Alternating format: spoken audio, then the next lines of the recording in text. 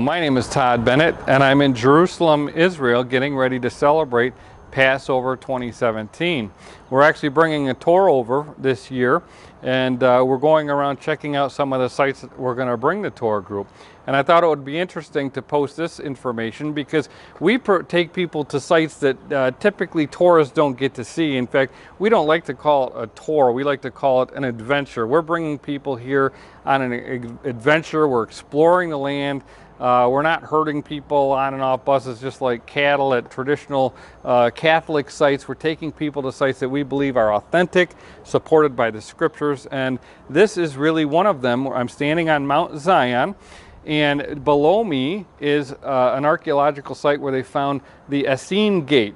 Now, the Essene Gate led into this area, which in days of gone by was the Essene Quarter. There is no Essene Quarter in Jerusalem now, and we know of no Essenes that are in existence at this point. But back in the time of Yahushua, the Essenes were a predominant sect. They weren't as large as the Pharisees or the Sadducees, but they were scattered all around Israel, and people don't quite understand the Essenes. They think that they were just associated with the Qumran sect down near the Dead Sea, but the Essenes were all throughout the population of Israel, and they actually had their own quarter in the city of Jerusalem. So the Essene Gate was down below us, and right behind me, if you see that opening and you go down a path, you'll find not only what they believe is David's tomb, although it's only by tradition, it's not really David's tomb, but above that there's also what they call the upper room.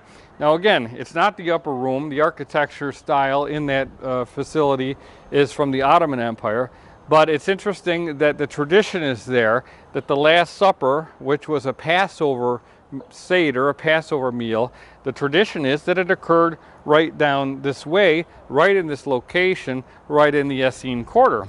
And it's very interesting to note that when we look at the scriptures, Yahushua actually instructed his disciples to look for a man carrying a jar of water.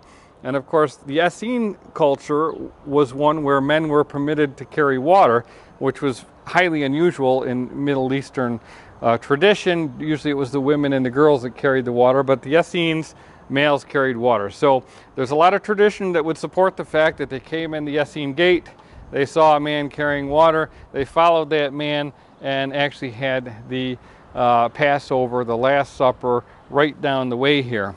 Now, another tradition associated with here and supported by archaeology is the fact that the Mount Zion Church, or the Church of the Apostles, was also located here.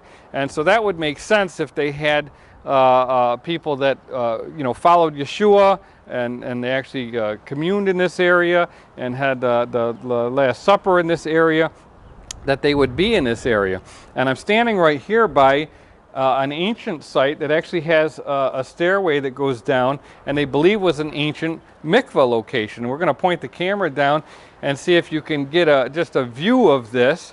Sadly, they've not only put bars around it, but they've also put fences and padlocks so people can't get down here.